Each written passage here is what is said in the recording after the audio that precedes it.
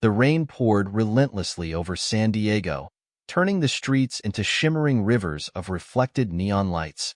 Nicholas Hamilton tightened his grip on the steering wheel of his sleek black Audi, eyes flickering between the road ahead and the windshield wipers struggling to keep up with the downpour. It was a miserable night to be outside, cold, wet, and unforgiving. Just as he was about to speed through an empty intersection, his headlights caught a small, hunched figure pressed against the side of an old brick building. Something about the shape wasn't right. It wasn't just a homeless person trying to find shelter, it was a child. A second, smaller bundle was cradled in her arms. Nicholas's foot instinctively hit the brake, tires skidding slightly on the wet asphalt. He reversed, rolling down his window as icy wind and rain slashed across his face. The girl, no older than 10, shrank back at the sight of him, clutching the bundle tighter. Her tangled dark hair stuck to her face, and her wide, frightened eyes darted between Nicholas and the empty street. The baby in her arms let out a weak, pitiful cry. Nicholas's chest tightened. This wasn't just a lost child. This was desperation. "Hey, it's okay," he called out gently. "I won't hurt you. Do you need help?" She didn't answer, but her lips trembled, and he could see that she was shaking from head to toe. The baby barely moved, his tiny face pale against the girl's thin arms. Nicholas hesitated for only a second before stepping out of his car, ignoring the rain that immediately drenched his expensive suit. He shrugged off his coat and crouched down, extending it toward her. "You're freezing," he said. "Let's get you both warm. I know a place where we can go." The girl's eyes flickered with hesitation. Then, as if deciding she had no other choice, she gave a small nod. Nicholas helped her into the car, cranking up the heat as he placed his coat over her and the baby. He stole a glance at her in the rearview mirror as he pulled back onto the road. Her arms were wrapped protectively around the baby, and her eyes darted anxiously between him and the passing streetlights. "What's your name?" he asked. A long silence stretched between them before she murmured, "Lucy." Nicholas nodded, offering a reassuring smile. "I'm Nicholas. And your little brother?" "Ryan," she whispered. Nicholas's jaw clenched. Whatever had led Lucy and Ryan to be abandoned on a night like this, it wasn't something he could ignore. And something told him this was only the beginning. The warm glow of the small cafe stood out against the stormy night like a beacon of hope. Nicholas pulled into a parking space and turned off the engine. "Come on," he said softly, turning to Lucy. "Let's get inside where it's warm." She hesitated for only a moment before nodding. Nicholas grabbed an umbrella and held it over her as they hurried through the rain, though it did little to keep them dry. The cafe bell jingled as they stepped inside, the scent of fresh coffee and baked bread instantly wrapping around them like a comforting embrace. A woman in her 60s, with graying hair tied in a loose bun, looked up from behind the counter. Recognition flickered in her eyes, followed by concern. "Nicholas," she said, wiping her hands on a dish towel. "What on earth?" Her gaze dropped to Lucy and Ryan, and her expression softened. "They need help, Mrs. Bailey," Nicholas said, gently guiding Lucy toward a booth. "Can we sit here for a bit?" "Of course," Mrs. Bailey said immediately. "I'll get some hot cocoa." Lucy slid into the booth, her small hands still wrapped tightly around Ryan. Nicholas sat across from her, noticing how she kept her distance, her body tense with unease. "You're safe here," he reassured her. "No one will hurt you." Mrs. Bailey returned with a tray, a steaming mug of cocoa for Lucy and a small bottle of warm milk for Ryan. The baby stirred, letting out a faint whimper as Lucy carefully fed him. As minutes passed, the tension in Lucy's shoulders eased slightly.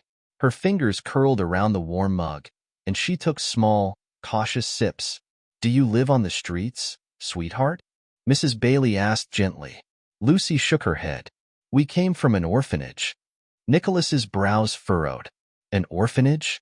Lucy nodded, her grip tightening around the baby. "Little Angel's home. But they told me I had to leave." Nicholas exchanged a glance with Mrs. Bailey. What kind of orphanage threw a child and her baby brother out into the streets? "Why would they do that?" he asked carefully. Lucy hesitated, her lips pressing into a thin line. She was afraid, not just of the night she had just endured, but of something much bigger. Nicholas leaned in slightly. Lucy, if someone hurt you, you can tell me. Tears welled up in her eyes, and for the first time, she whispered, "It's not just me. Other kids, they disappear?" Nicholas felt a chill creep down his spine. "Disappear?" he repeated. Lucy nodded, looking down. "They take them away. And they never come back?"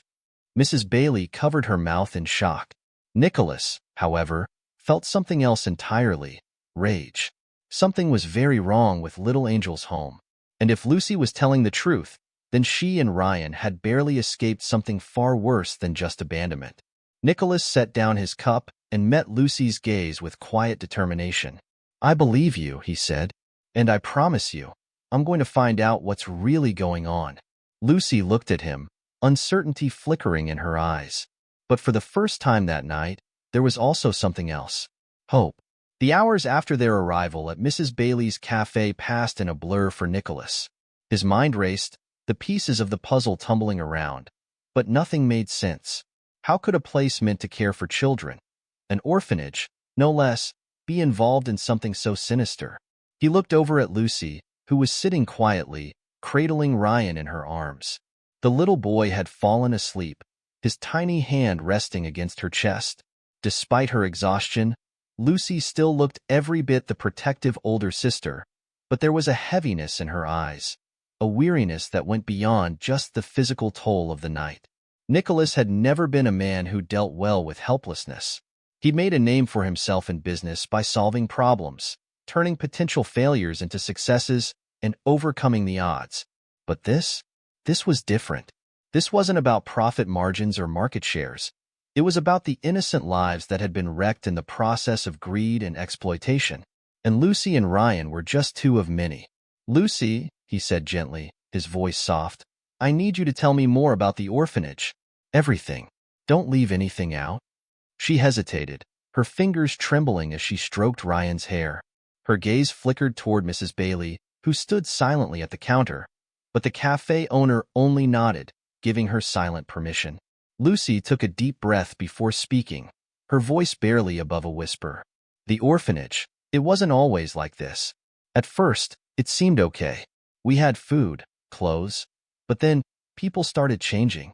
Her eyes darkened as she spoke, and Nicholas leaned in, sensing the shift in her tone. "People? Who do you mean?" "The caretakers," she said, her voice tight with fear. "They started acting different. They'd smile at us, but it didn't feel right. And then there was Victoria Rhodes, the woman who runs it. She's not who she says she is." Nicholas's instincts kicked in. Victoria Rhodes. That was the name he had seen in the city records. The director of Little Angel's home. "Victoria," Nicholas repeated, his jaw tightening. "What did she do to you?" Lucy's eyes flickered toward Ryan again, and for a moment, Nicholas thought she might pull away entirely, retreating into the safety of silence. But then, with a deep, shaky breath, she began. "Sometimes, they'd take us to a room, just the older kids. It wasn't just for checks or therapy. They'd ask questions, strange questions. And then one day, they took me, just me, and told me I was special." Her voice faltered. "They said they had a family for me. But it wasn't a family, Nicholas. It was a lie." Nicholas clenched his fists, fury rising inside him. "Lucy, I need you to tell me exactly what happened. They didn't take you anywhere, did they?" "They didn't." Lucy nodded, and her voice cracked. "They took me to a place. I saw other kids there. I didn't know where it was, but I heard them talking. There were men, rich men, coming to take children." She shuddered, her lips trembling. "They said they were adopting us, but they weren't. They were buying us." Nicholas felt a sickening chill crawl down his spine. The pieces were falling into place now, each fragment more horrifying than the last. Child trafficking. It was worse than he'd imagined. But how was it possible? How had Victoria Rhodes gotten away with this for so long? "We have to stop them," Nicholas said, more to himself than anyone else. He stood up abruptly, causing Lucy to flinch. But his mind was set. There was no turning back now. "I'll get the authorities involved," he said firmly. "But you're safe here, Lucy. I promise. I won't let anyone hurt you again." Lucy looked up at him, her eyes filled with both gratitude and fear. What if they come for me, Nicholas? What if they find me again? Nicholas knelt beside her, placing a hand on her shoulder. I won't let them, Lucy. I'll make sure of it. As he looked down at her, so small, so vulnerable, yet so strong. He knew that he would not rest until the dark secret of Little Angel's home was exposed, no matter the cost. The following day, Nicholas didn't waste a second. He called his old friend, Commissioner Matthews, who had served with him in various charitable capacities, but also had deep connections within the city's law enforcement. Matthews answered after the second ring, his gruff voice instantly recognizable. Nick, what's up? You sound urgent. There's something I need you to look into. Right now, Nicholas said, his voice steady despite the fury swirling within him. I've got a child trafficking ring in my sights, and it's tied to an orphanage, Little Angel's home. I need everything you can find on it. Fast. There was a brief pause on the other end of the line. Jesus, you're serious, aren't you? Matthews finally said. All right, I'll start pulling records and get someone on it. I don't have time for delays, Matthews. We need to act quickly, Nicholas urged, his mind racing. Understood. I'll be in touch. Nicholas hung up, his heart pounding. He had no idea how deep this could go, but he couldn't stop now. Not after hearing Lucy's story. Not when there were more children like her out there, waiting to be rescued. Nicholas's next stop was the city records office, where he was able to dig deeper into the history of Little Angel's home and its founder, Victoria Rhodes. As he sifted through years of records, he found inconsistencies, holes in the timeline, missing information, and a strange pattern of dismissals. One name kept popping up, Jeffrey Sanders. Jeffrey had been an employee at the orphanage, a man who had worked there for years, only to be suddenly dismissed for unprofessional behavior several months ago. Nicholas felt his gut tighten as he read the details of the dismissal. There was more to this story. Nicholas tracked down Jeffrey's address and made his way across town. When he knocked on the door of the modest apartment, it was Jeffrey who opened, looking weary, almost defeated. What do you want? Jeffrey asked, his eyes darting around nervously. I need to talk to you, Nicholas said, his voice low. I'm not here to cause trouble, but I know you know something about Little Angel's home, and I need you to tell me everything. Jeffrey hesitated, glancing over his shoulder as if expecting someone to be watching. You don't understand. Victoria is, she's dangerous. If you go against her, you'll be next. I'm not scared of her, Nicholas replied coldly, but I'm damn sure scared of what she's doing to children. So I'm asking you again, what do you know? Jeffrey sighed, his shoulders sagging as if a weight had finally been lifted. I tried to report her. I tried to tell someone, but she's got connections. The people she's working with, they're powerful. Nicholas's voice grew colder. What exactly is she doing? Trafficking kids, Jeffrey whispered, selling them to high-paying clients. She's been doing it for years. I had proof, but they fired me before I could go to the authorities. Nicholas felt a cold fury rise in him. This wasn't just about an orphanage. This was about an elaborate criminal operation that had been hiding in plain sight.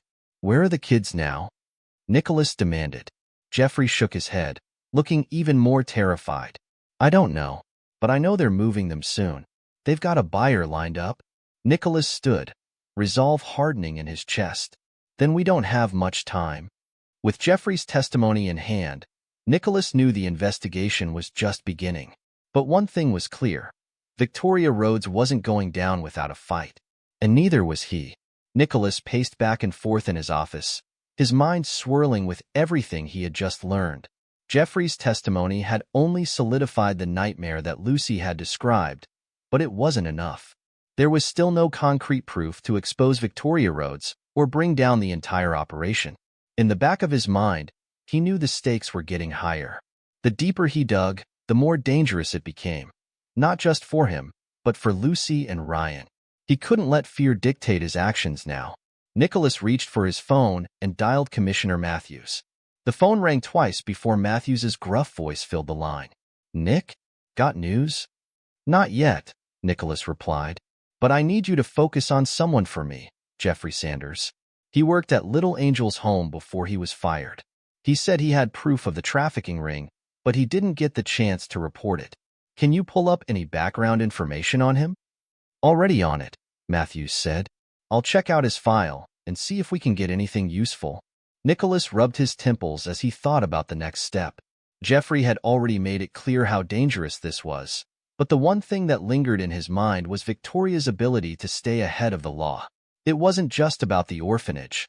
It was about the web of power she had woven around herself. I need to know who else is involved in this, Nicholas continued. If we're going to stop her, we need to find out who's backing her up. I'm on it, Nick. I'll talk to a few people who might have heard something. You keep digging. Thanks, Matthews. I'll be waiting to hear from you. As Nicholas hung up, a thought gnawed at him. The fact that Victoria had managed to keep everything under wraps for so long meant that she wasn't just dealing with small-time players. This was a large-scale operation, and there was more at stake than just children. He sat back in his chair, staring at the pile of records in front of him, still hunting for the missing link, the clue that would tie everything together. Then, he saw it. A small detail buried in the financial records of the orphanage. An account, a numbered one, with large sums of money being transferred out of the country. The payments were too large to be a mistake, and they had been going on for months. His pulse quickened as he scanned the documents more closely. The account was linked to a foreign bank, one with a reputation for money laundering and offshore investments. The pattern was clear. This was the lifeblood of Victoria's trafficking network. Nicholas snapped a photograph of the page and sent it directly to Matthews. He knew the evidence was still circumstantial, but this was a starting point. He was closer than ever to exposing the truth. But in the back of his mind, he couldn't shake the feeling that Victoria was aware of his every move. He wasn't the only one hunting for answers. The clock was ticking. Victoria had grown increasingly paranoid. Nicholas could see it in the way her employees moved about the orphanage, in the tight security measures she had put in place. Even the air around Little Angel's home felt different now, heavier, like a storm was about to break. And he was right in the middle of it, with no way to turn back. Nicholas met Matthews at the local diner, a place they'd frequented back in the day. The bright neon lights cast a pale glow over the two of them as they sat down in a corner booth, away from prying eyes. Matthews leaned across the table, his voice low. I've got some info on Sanders, Nick. You were right. The guy's been through hell. Turns out, before he worked at the orphanage, he was a social worker, had access to a lot of files. He tried to blow the whistle on Victoria's operations, but she silenced him. He claimed she threatened his family. Nicholas's jaw tightened. Threatened him? Or his family? Both, Matthews replied. But it wasn't just threats. We found out she had him followed. Every step he took, every word he said. It was all monitored. She had eyes everywhere. Nicholas absorbed the information. It wasn't just a matter of child trafficking. It was a well-constructed empire, one built on fear and manipulation. No wonder the authorities hadn't been able to catch her for so long. She had covered her tracks meticulously. But there's one thing that's bothering me, Matthews added, his voice dropping lower. Jeffrey said something about a transport scheduled for tomorrow night.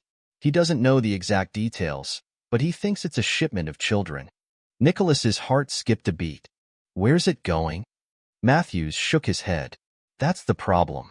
We don't know, but it's happening soon, and we need to act fast if we want to stop it. Nicholas leaned back in his seat, his mind racing.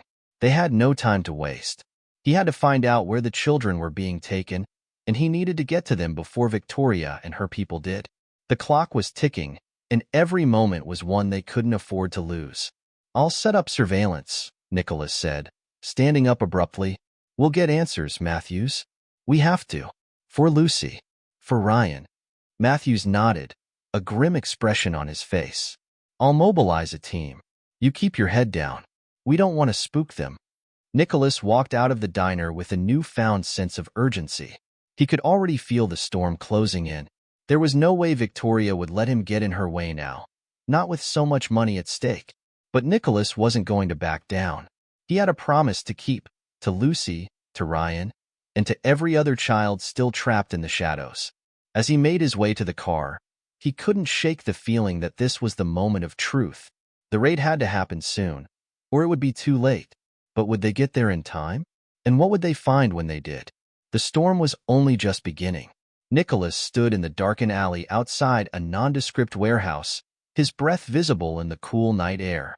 His mind raced, calculating the risks and the potential outcomes. The operation they were about to undertake was dangerous. There was no question about it. But Nicholas had made up his mind. There was no turning back. The intelligence they had gathered over the last 24 hours had led them here. Jeffrey's shaky information about a transport had checked out. Nicholas and Matthews had tracked down the location, a large warehouse on the outskirts of the city, one that was linked to several front companies. The place looked abandoned, but in reality, it was anything but. Victoria was making her move tonight. Nicholas was acutely aware of how fragile their position was. Victoria knew someone was getting close to her operation, and if she had any inkling that the police were closing in, she'd stop the transport. She'd hide the children, make them disappear again. They couldn't afford that. He looked over at Matthews, who was standing nearby, speaking in hushed tones with a few of his best officers. They were a tight-knit team, handpicked for their experience in undercover operations. They had all signed up for this, but Nicholas could see the tension in their faces. Everyone knew the gravity of what they were about to do. "I'm ready," Nicholas said quietly, his voice steady. Matthews nodded, his expression hardening. "We're all ready. Let's make this count." The plan was simple. The police would raid the warehouse while Nicholas focused on tracking down the transport truck. They didn't know exactly when it would arrive, but they had a rough window of time. The key was to intercept it before the children were transferred to whoever was waiting on the other side. The air was thick with anticipation as they moved into position. Every step they took felt like it could be their last. Nicholas tried to push aside the thoughts of failure that crept into his mind. If they were too late, the children would be lost. And he couldn't live with that. Minutes turned into hours as they waited, the stillness pressing down on them. Then, as if on cue, the headlights of a truck appeared in the distance, cutting through the darkness. Nicholas's heart skipped a beat. It was time. "Matthews, we've got movement," Nicholas said, his voice sharp. Matthews looked at his watch, signaling the team to move into position. The warehouse was already surrounded, but now they had to catch the transport before it entered the compound. Nicholas, along with two officers, took the lead, making their way to the truck's expected route. The truck slowed as it neared the warehouse gates, and Nicholas's pulse quickened. He watched as the vehicle came closer, knowing this was their one shot. If they missed it, they might never get another chance. "Get ready," Matthews muttered into his earpiece. The truck came to a halt just short of the gate. Nicholas's breath caught in his throat as the driver got out, walking to the back of the truck. This was it, the moment they'd been waiting for. Nicholas signaled to the officers to move in, and the quiet night shattered as they sprang into action. The driver barely had time to react before Matthews's team rushed forward, taking him down with practiced precision. The rear doors of the truck opened, and Nicholas's heart dropped. Inside, lined up against the walls of the vehicle, were several children, pale, wide-eyed, and terrified. Nicholas felt a wave of anger and guilt wash over him. These children, some no older than Lucy and Ryan, had been stolen from their homes, thrust into a nightmare. He wanted to scoop them up, take them somewhere safe, but there was no time. The operation wasn't over yet. "Call in backup," Matthews barked. "We need to secure the area." But as the team worked to ensure the children were safe, Nicholas couldn't shake the feeling that something was wrong. The warehouse, now crawling with officers, felt too quiet. There were no signs of resistance, no hidden traps, no backup for the traffickers. It was almost as if Victoria had expected them. "Matthews, something's off," Nicholas said, his voice tense. Before Matthews could respond, there was a sudden explosion, a deafening blast that sent the entire area into chaos. Nicholas was thrown backward, his vision blurring as debris rained down around him. He barely had time to process what was happening before he heard the unmistakable sound of approaching sirens. The traffickers were making their move. They weren't just running, they were fighting back. The shockwave from the explosion rattled Nicholas to his core. For a split second, everything seemed to freeze. The world around him was a blur of flashing lights, the acrid smell of smoke, and the distant sound of shouts. He pushed himself off the ground, fighting through the ringing in his ears. His hands trembled as he searched for his bearings. "Matthews," he shouted, but his voice was drowned out by the chaos. He glanced toward the truck, where the children were being taken to safety. That was the most important thing, getting them out of harm's way. But there was something else, too. Something darker unfolding before his eyes. The explosion hadn't been random. It was a diversion, and it was working. As Nicholas staggered toward the warehouse, his instinct screamed at him to be careful. Something was wrong. He could feel it deep in his bones. The police officers were moving in, securing the perimeter, but the silence inside the warehouse felt wrong. "Spread out," Matthews ordered, his voice cutting through the din of confusion. Nicholas pushed forward, navigating through the debris, his heart pounding in his chest. His eyes scanned the surroundings, empty crates, overturned boxes, and a thick layer of dust on the floor. There was no sign of Victoria or her associates. It was too clean. "Matthews!" Nicholas shouted again, this time closer to the entrance. "Over here," came the response. Nicholas moved toward Matthews, who was standing at the entrance of a small office. He could see the concern on the commissioner's face as he looked inside. "It's a setup," Matthews muttered, his face grim. "The place is empty. All the documents are gone. Whatever they were planning, Victoria's already moved it." Nicholas's stomach sank. They had been so close. They had caught the transport, but the real danger was still out there, slipping through their fingers. "Where's the backup?" Nicholas demanded. "They're on their way, but we can't afford to wait," Matthews said, looking around. "We need to track her down now, or we'll lose her for good." Nicholas felt the weight of the decision pressing down on him. This was it. He had been chasing Victoria for too long, and now she was slipping through his grasp. But he wouldn't let her win, not now. Not when so many lives were at stake. "Get the truck's records," he said. "We're going after her. This ends tonight." The battle was far from over, but Nicholas wasn't about to give up. As Matthews nodded in agreement, they set out, determined to bring Victoria down for good. The chaos of the raid had barely begun to settle when Nicholas found himself standing in the middle of an empty warehouse, the sound of footsteps echoing against the high ceilings. The police had secured the children, and though they were now safe, the relief was fleeting. The disappearance of Victoria and her network left an unsettling void in the air. Matthews approached Nicholas, his expression as hard as ever. "We were too slow," he muttered, rubbing his face in frustration. "She knew we were coming. She always knows." Nicholas felt the weight of those words. Victoria had stayed ahead of them at every turn, a shadow slipping through their fingers just when they thought they had her cornered. It was clear now. This wasn't just a trafficking ring. It was a criminal empire, built on a foundation of fear and deception, with resources that stretched far beyond what they had initially realized.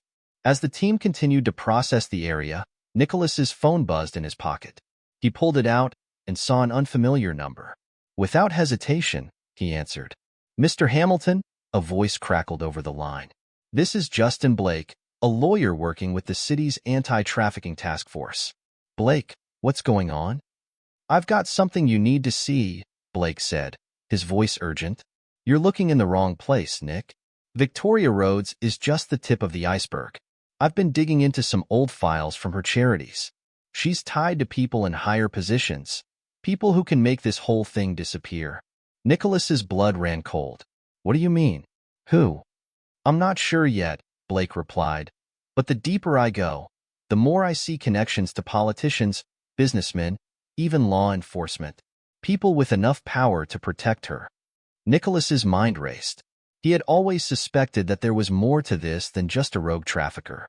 But hearing the words from Blake sent a shockwave through him. This wasn't just a fight for the children. It was a fight against a system that could be corrupt at its core. "Where are you?" Nicholas asked urgently. "I've got documents that could be a game changer," Blake replied. "But I need your help. I can't do this alone." Nicholas's eyes darted toward Matthews, who was talking to one of the officers. He knew what he had to do next. There was no time to waste. "Meet me in 2 hours," Nicholas said. Hanging up the phone, he looked at Matthews, a hard resolve settling in his chest. "We've got to move fast. Victoria's not our only problem anymore." This is bigger than we thought. We need to find her, and we need to start digging into her connections. Matthews's expression tightened. I knew this wasn't just about some orphanage. What's the plan? We meet Blake, Nicholas said, and we go from there. If we don't act fast, we're going to lose everything. People are going to make this go away, no matter the cost.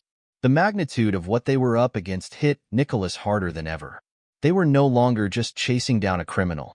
They were chasing an entire system built to protect the guilty and destroy the innocent. It wasn't just about Lucy and Ryan anymore. It was about every child, every victim who had been swept into this web of deceit. As he walked toward his car, Nicholas felt a renewed sense of urgency. The game had changed, and now he was in it for the long haul. The drive to Blake's office felt like an eternity. Nicholas's thoughts bounced between the overwhelming sense of duty he felt to Lucy, Ryan, and the other children, and the nagging fear that, despite all his efforts, they might be too late to stop what was coming. When he arrived, Blake was waiting for him outside, pacing anxiously. The lawyer was a sharp, no-nonsense type, a man who had seen the worst of human nature but still fought like hell to expose it. Blake's eyes were tired, but his resolve was unmistakable. "Nick," Blake said, shaking his hand, "I've been waiting for you. Come inside." Inside, Blake handed over a folder filled with documents. Nicholas sat down at the small table, his eyes scanning the papers. What he saw made his stomach turn. It wasn't just Victoria who was running the operation. The files revealed connections to high-ranking officials, judges, politicians, business moguls, people who had the power to silence anyone who stood in their way. Nicholas felt a chill as he flipped through the evidence. Some of it was financial, showing large donations from shell companies linked to the orphanage. Others were personal, emails, text messages, and phone logs that suggested the trafficking ring was not only alive but growing, expanding beyond California to other states, maybe even countries. "We have to move fast," Blake said, his voice steady but urgent. "We need to expose these people, but if we go public too soon, they'll cover their tracks. You and I both know they've got the resources to bury us." Nicholas slammed his fist down on the table, frustration boiling over. "I don't care who they are. I've seen the faces of these kids. They're the ones who matter. I'm not stopping until every last one of them is safe." Blake nodded, a slight smile tugging at the corner of his lips. "I'm with you, Nick, but we need a plan, and we need people we can trust." "I know," Nicholas said, his mind already racing with the possibilities. He had trusted Blake, and now he would trust him with everything. But it was clear this wasn't just about saving the children. It was about exposing an entire network of power that spanned the elite, the untouchables, the ones who thought they were above the law. Suddenly, his phone buzzed again. This time, it was a message from Mrs. Bailey, the kind-hearted cafe owner who had taken care of Lucy and Ryan since the very beginning. He had promised her that Lucy and Ryan would be safe, but with everything that had happened, he feared what this might mean for them. "Nicholas, I don't mean to alarm you, but someone came by asking about the kids. I think it's Victoria's people. I'm scared." Nicholas's heart skipped a beat. "Blake," he said urgently, looking up from the phone, "Victoria knows where they are. We have to move them now." The clock was ticking. Time was no longer a luxury they had. The stakes were higher than ever, and Nicholas knew that he was running out of options. But as he looked at the documents in front of him and thought about the children who had already suffered so much, he made a vow. This fight, this battle for justice, wasn't just his anymore. It was for every life Victoria had destroyed, for every child lost in the shadows. He stood up, the fire in his eyes burning brighter than before. "Let's go. We'll save Lucy and Ryan, and then we'll bring them all down." The urgency in Nicholas's voice was palpable as he slammed his phone down, glancing at Blake. His mind raced, his thoughts filled with one singular, unyielding need: protect Lucy and Ryan. Victoria's people were closing in, and Nicholas knew the time to act had arrived. There was no more room for hesitation. The decision to adopt them had always lingered in the back of his mind, but now it wasn't just a choice. It was the only option. They needed a place to call home, to feel safe, and Nicholas couldn't bear the thought of leaving them vulnerable, even if it meant a long, uncertain road ahead. We move them tonight, Nicholas said, his voice steady. You've got the paperwork, Blake. I'm going to adopt Lucy and Ryan. I won't let them go through any more of this. Blake nodded, clearly understanding the gravity of the decision. He, too, could see the bond that had formed between Nicholas and the children. It wasn't just about rescuing them anymore. It was about family. It was about giving them a future where they didn't have to be scared, where they could heal. I'll handle the legal side, Blake said, but we need to move fast. Victoria has connections everywhere. If she gets wind of this, she'll stop at nothing to get them back. Nicholas didn't hesitate. Then we don't give her the chance. I'll go to Mrs. Bailey's cafe, make sure they're safe. You contact the authorities and get the adoption papers moving. This can't wait. The plan was set into motion. As Blake began organizing the necessary paperwork, Nicholas drove toward Mrs. Bailey's cafe, his hands gripping the steering wheel tightly. His thoughts were split between the children and the looming danger. Would they make it out in time? Would they be able to outrun Victoria's wrath? When Nicholas arrived at the cafe, the warmth of the place provided a stark contrast to the tension swirling in his chest. Mrs. Bailey was standing behind the counter, her eyes flicking nervously toward the door as if she expected something, or someone, to come bursting through at any moment. Lucy and Ryan were sitting at a corner booth, their eyes wide but calm, sensing the gravity of the situation even if they couldn't fully understand it. Everything's going to be all right, Nicholas said, sitting down beside them. He smiled at Lucy, who had grown attached to him over the past few weeks. Her hand found his, squeezing it with a silent trust. Mrs. Bailey watched the scene quietly, her face soft with concern. I've been thinking a lot about what you said, she said to Nicholas. You're right. They need you. You're the only family they've got now. Nicholas met her eyes, his expression firm. I've made the decision. I'm adopting them. They're not going anywhere. Mrs. Bailey smiled warmly, her eyes misting over. You're a good man, Nicholas. I'll support you, every step of the way. Just as Nicholas was about to respond, the door to the cafe swung open, and Nicholas's heart skipped a beat. Two men stepped inside, their eyes scanning the room. Their casual demeanor was at odds with the tension that immediately filled the space. It was them, Victoria's people. Nicholas stood up, his mind racing. He looked toward the back door, calculating the fastest route out. But he wasn't going to run. Not this time. Not when Lucy and Ryan's lives were on the line. I need you to trust me, Nicholas said, standing between the men and the children. You can't have them. They're going to be safe with me. No one's going to hurt them. The men exchanged glances before one of them stepped forward, his voice low and threatening. You don't understand, Hamilton. This isn't your fight. Walk away, and we'll forget you were ever involved. But Nicholas didn't back down. He had faced bigger dangers before, but this was personal. He wasn't going to let Victoria's reach extend any further. You're the ones who don't understand, Nicholas said firmly. This is my fight now. I'm not walking away. The tension in the room was thick, but before the situation could escalate, the sound of sirens could be heard in the distance. Nicholas didn't flinch. He had known that Matthews would send back up to the cafe as soon as he realized what was happening. Within moments, the door to the cafe burst open, and Matthews, flanked by officers, stormed inside. The two men from Victoria's team hesitated, their faces going pale as they realized they were trapped. You're under arrest, Matthews said, his voice unwavering. The men made no attempt to resist as they were handcuffed and escorted out of the cafe. Nicholas exhaled, his muscles unwinding for the first time in what felt like days. They were safe, for now. As the officers took the men away, Nicholas turned to Mrs. Bailey, his face softening. Thank you for everything. You've been their rock. Mrs. Bailey nodded, her smile radiant. You're their family now, Nicholas, and I'll be here for all of you.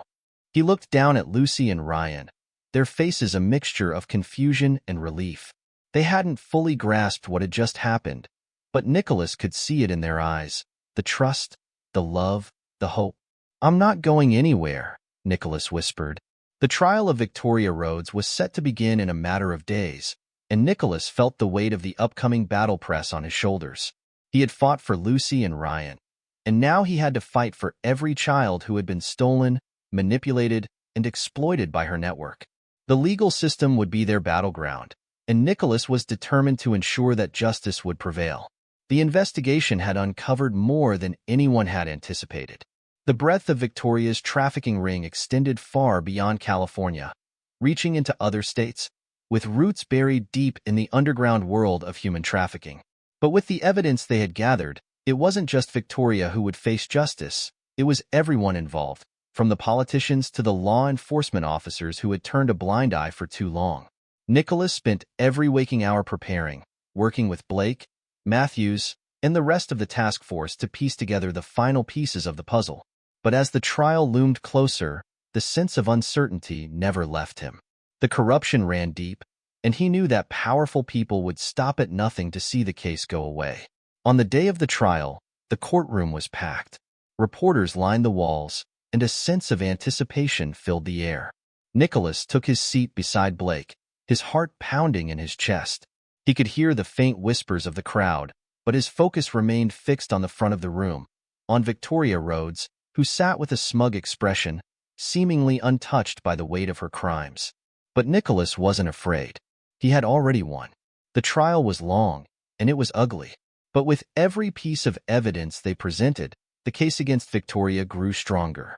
With every witness who came forward, the truth became undeniable. And when the jury finally returned with a verdict, Nicholas felt a sense of relief he hadn't known he needed. Guilty. Victoria Rhodes was sentenced to life in prison, along with many of her accomplices. The justice they had fought for, the lives they had worked so hard to protect, had finally been acknowledged. But Nicholas knew that this wasn't the end. It was only the beginning.